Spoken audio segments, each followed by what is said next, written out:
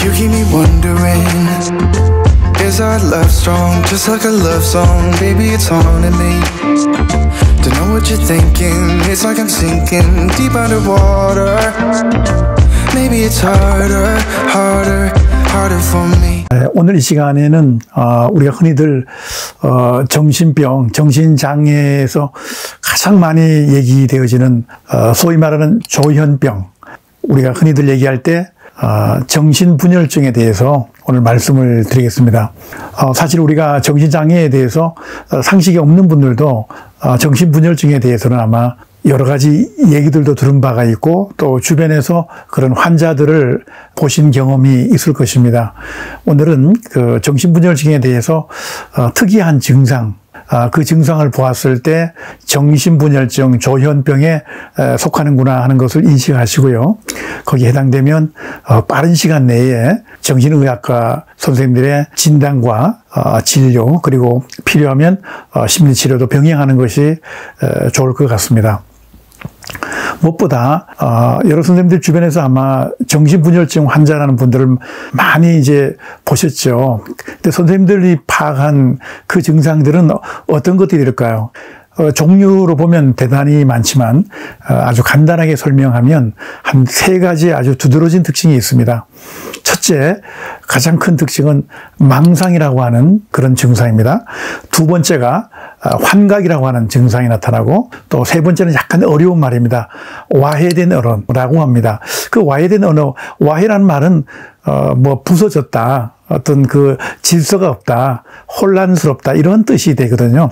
그러니까 와해된 언어라고 하는 것은 또 의미를 잘 모르겠는 좀 보통의 그 언어가 아닌 좀 이상한 언어, 이해가 잘 되지 않는 언어다, 이렇게 생각하시면 되겠습니다.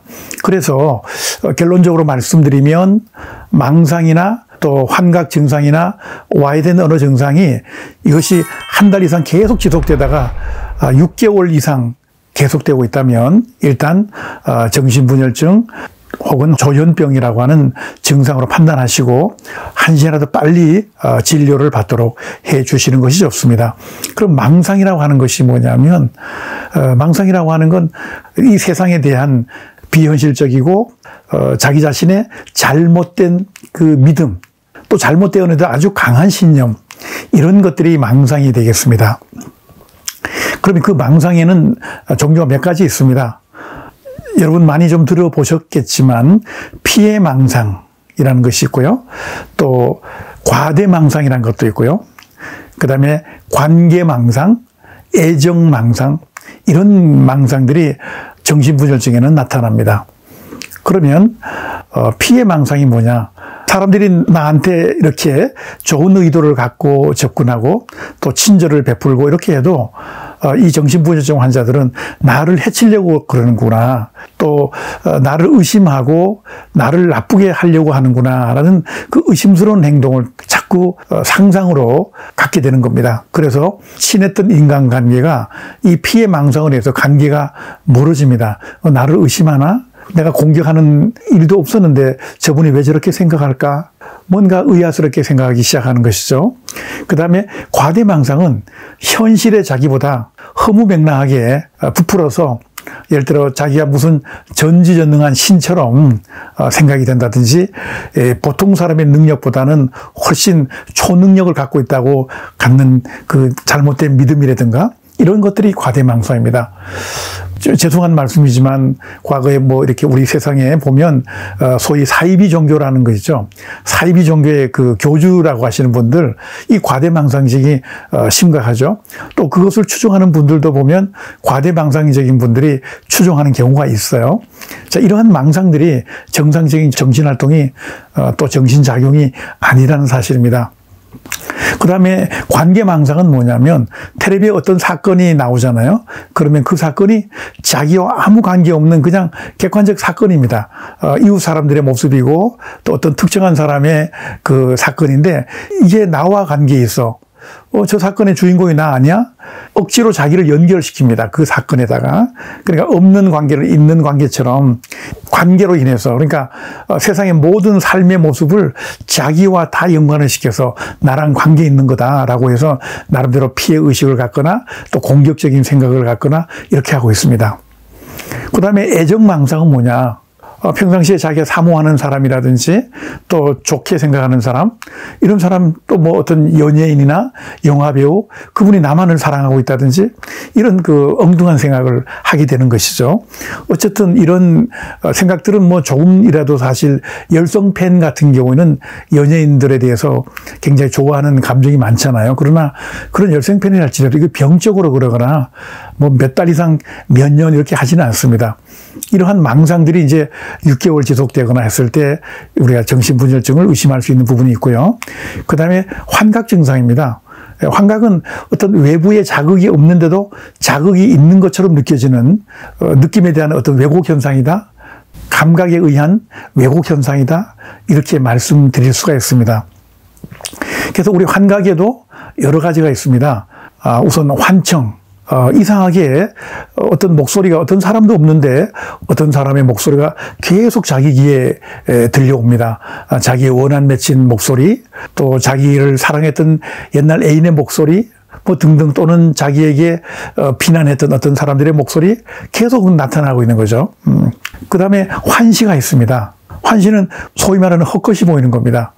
다른 사람 눈에는 전혀 붉은 대낮에 정말 아무도 보이지 않는데 자기는 무엇을 봤다, 귀신을 봤다, 아니면 또 어떤 외계인을 봤다, 이런 것들이 이제 뭐 한두 번이야 사람들이 누구나 다 경험할 수 있는 사람들의 모습이죠. 그런데 이것이 6개월 이상 지속적으로 이런 환시를 본다든지 이런 것들이 이제 문제가 되는 거죠.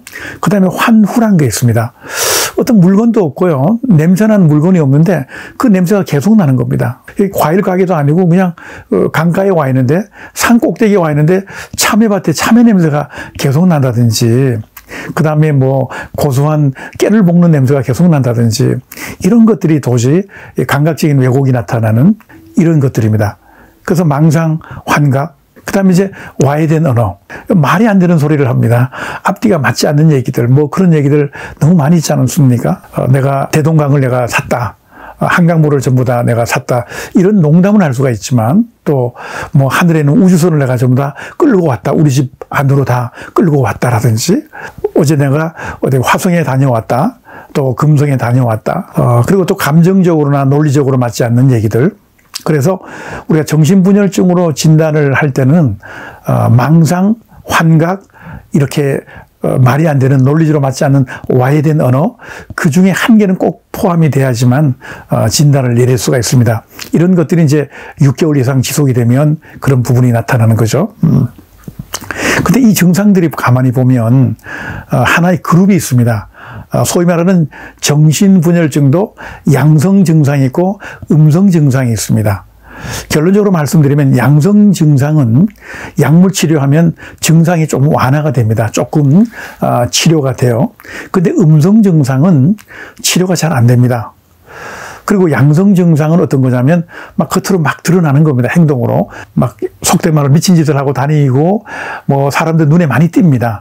그리고 망상이나 환각이나 와해된 언어를 막 하고 다니기 때문에 누구든지 금방 알아챌 수가 있어요. 이게 양성입니다. 뭐 이런 양성은 또 급성으로 나타날 경우도 있습니다. 그래서 이런 양성들은 비교적 약물 치료가 잘 듣는다, 이렇게 말씀을 드릴 수가 있어요. 근데 음성은 뭐냐면 말이 없습니다. 무언증이라 그랬던 말도 없고요.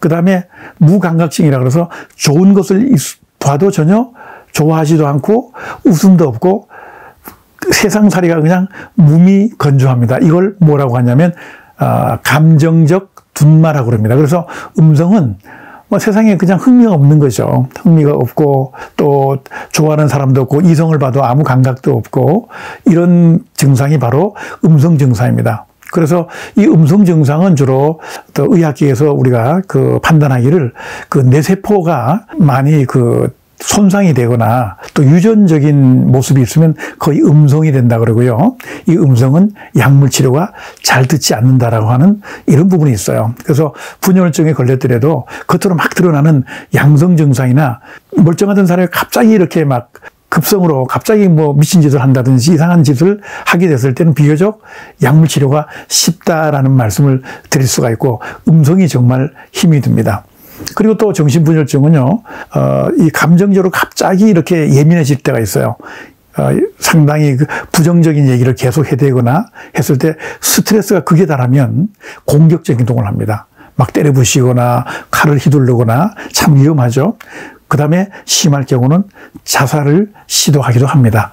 그래서 특별히 우리 양성 증상일 경우에는 너무 스트레스 주는 말이나 이런 감정적으로 부정적인 얘기를 계속 해대면 그런 발작이 많이 일어나기 때문에 특별한 주의를 우리가 해볼 필요가 있습니다.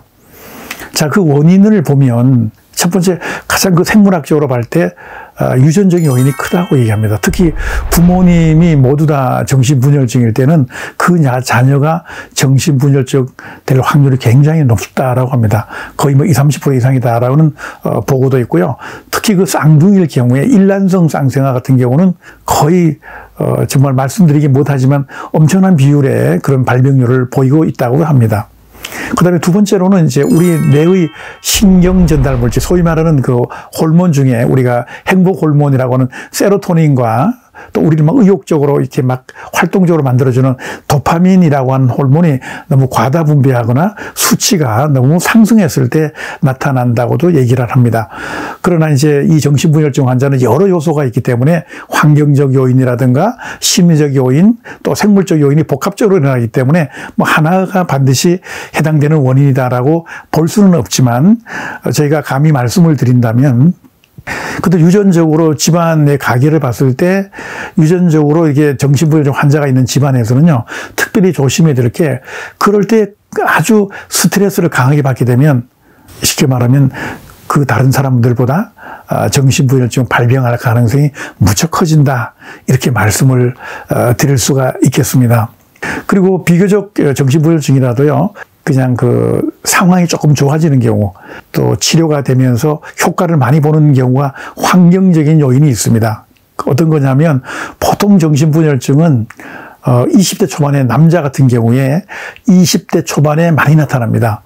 여성분일 경우는 30대 초반에 많이 나타난다고 얘기를 하는데요.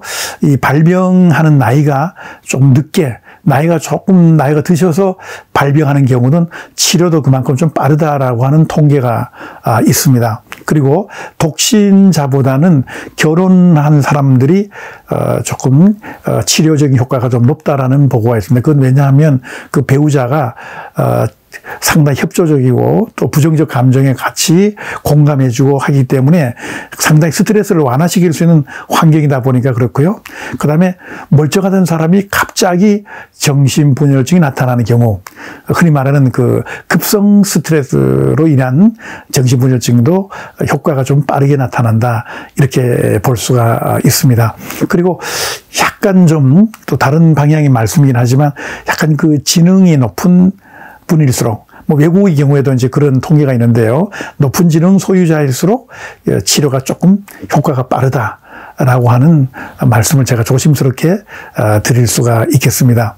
그럼 치료적인 방법은 아무래도 이 정신분열증만큼은 어떤 그 행동적으로 이렇게 막 예측 못할 그런 것들이 나타나기 때문에 이러한 행동들을 완화시켜주는 약물 치료가 제일 우선시 된다라고 얘기하고요. 보조적으로 이제 행동 치료로서 이 정신분열증 환자가 느끼는 공통적인 감정이나 정서는 불안증이거든요. 몸에 아주 불안증이 배겨 있습니다. 그래서 불안을 완화시켜 줄 수 있는 체계적 둔감법이라고 하는 그런 치료 기법이 있습니다. 행동 치료에 보면 이런 것들을 시행하는 경우도 있습니다. 그런 것들은 이제 보조적인 방법이고요. 또 환경적으로 보면 그 가족의 지지가 대단히 많이 필요합니다. 좀 힘들어도 계속 공감해주고 이런 것인데 이 부정적인 얘기를 같이 해버리면 스트레스 수치가 급격히 올라가서 아까 말씀드린 대로 예측 못할 발작이 일어나는 경우도 있습니다.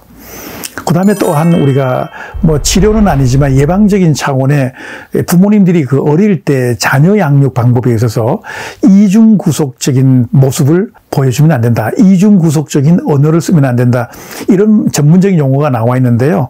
이 말은 뭐냐면 부모님들이 아이들하고 서로 대화할 때 어떤 솔직한 감정과 그 말하고자 하는 내용이 서로 통해야 되는데 서로 상반되는 경우, 다른 경우. 예를 들어 애가 이제 되게 속을 썩일 경우에 야, 너 우리 집에서 이제 나가 라고 하잖아요. 그러면 이 아이는 갈등을 느낍니다. 정말 집에 나가 가출해서 돌아오지 말아야 될지 어머니가 그냥 화가 나서 그런 건지 이런 행동이 처음에는 그렇게 스트레스를 받아오지 않는데 화가 나실 때마다 더 당장 꺼져 나가 이랬을 때 이 아이는 그때부터 스트레스를 받기 시작해서 나가야 할지 야단 맞으면서 집에서 머물러야 할지 모르는 거죠. 이렇게 이중적인 언어를 쓰게 되면 그것이 내면에서 굉장한 스트레스를 받게 된다는 거죠. 너를 죽여버릴 거야.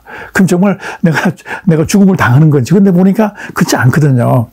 이런 것들의 그 양육 방식은 대단히 우리가 위험한 방식이다. 이런 말씀도 있고 역시 어린 20대 초반에 또는 30대 초반에 나타나지만 어릴 때부터의 부모의 양육 태도뿐만 아니라 부모님께서 가정의 분위기를 이끌어갈 때 아주 가족이 늘 갈등이 심하고 집안 싸움이 심하거나 또 서로 싸울 때 과도한 그 분노를 표현하는 언어나 행동들 이런 것들이 장기적으로 내면화되면 굉장히 취약해집니다. 그 취약한 상태에서 자기가 결혼 생활이나 직장 생활 하다가 아주 급성적으로 아주 심한 감당할 수 없는 스트레스를 받게 되면 마치 뭐가 됩니까? 전기 스파크가 일어나듯이 발작이 된다. 이런 말씀을 제가 드립니다. 그래서 오늘 다른 때보다는 약간 좀 긴 시간 동안 제가 많은 시간을 할애해서 말씀을 드렸는데 역시 우리가 할 수 있는 부분은 예방적인 부분입니다.